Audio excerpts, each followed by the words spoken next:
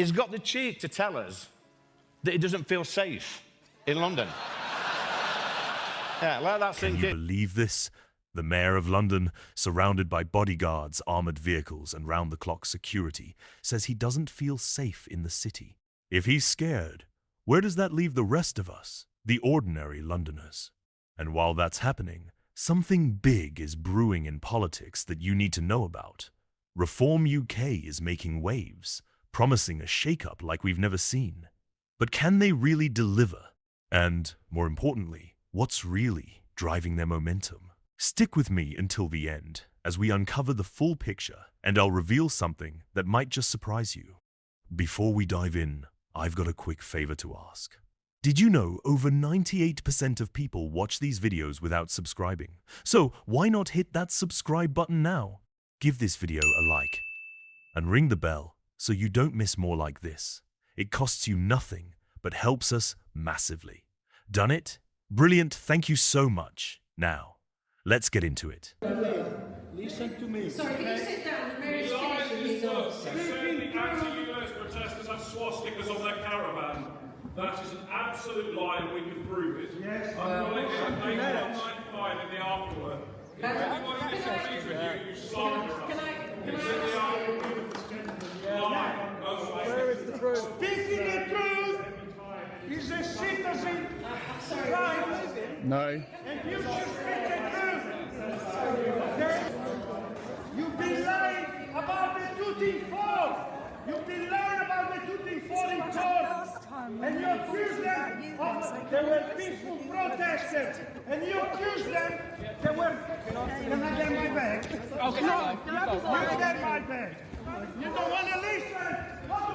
Sadiq Khan, the Mayor of London, recently appeared at People's Question Time at the Battersea Arts Centre, but the event was far from fair or transparent.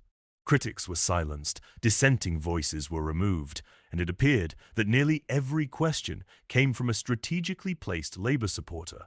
Is this genuine public engagement, or simply a staged exercise designed to shield Khan from real accountability? Khan uses these events to promote his own narrative, while dodging tough questions about his underperforming policies. But the reality is, London's got problems. Big ones.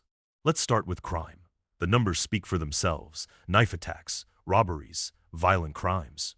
It's spiraling out of control. Since Sadiq Khan became mayor, robbery rates have shot up by nearly 60%. Can you imagine?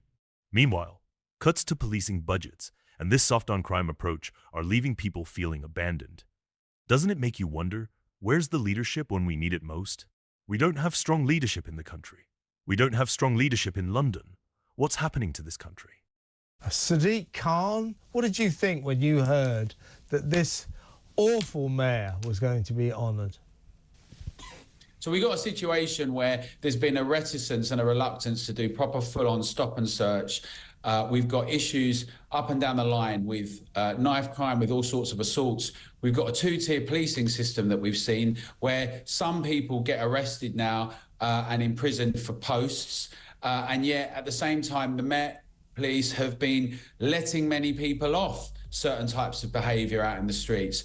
But some people get visits for it. You know, we've got an ideological weaponising of the police, and yet the thing that the public really want, which is dealing with burglaries, dealing with issues of assaults and crimes, it's almost impossible to get the police, the Met, to come to your house if you've had a burglary. You won't get it, right? Yeah. So that's why so many people are upset. That's why we're going to see real changes, Kevin. That's why we're saying to people, get involved with the Together Association. Now, let's talk about ULEZ, the ultra-low emission zone.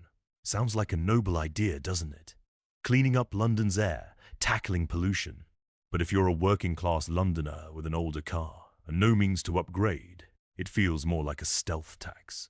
You pay, or you're out of luck. Boroughs are even taking legal action against it, which says a lot about how unpopular it really is. And what about the mayor's priorities? He's busy making appearances, tweeting, and focusing on his public image. But what about the pressing issues? Crime, housing, transport, the cost of living. The people, our members basically have said, if we don't sort out the problem of housing, civil society will be crippled. It already is. Is he really delivering on what matters? Enter Reform UK. This rising political force is resonating with people who feel ignored by the current establishment. Lee Anderson doesn't mince his words. He's described London as a crime-ridden cesspit and blames Khan for dragging the city down. It's a bold statement, but one that's gaining traction.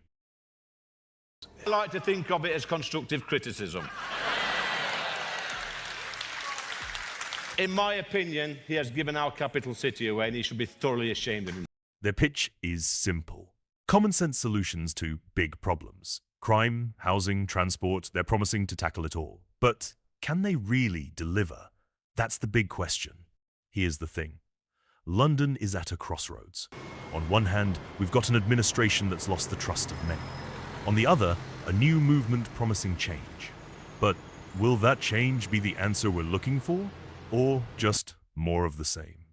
I'd love to hear your thoughts. Drop a comment below, give this video a like, and share it with someone who needs to join this conversation.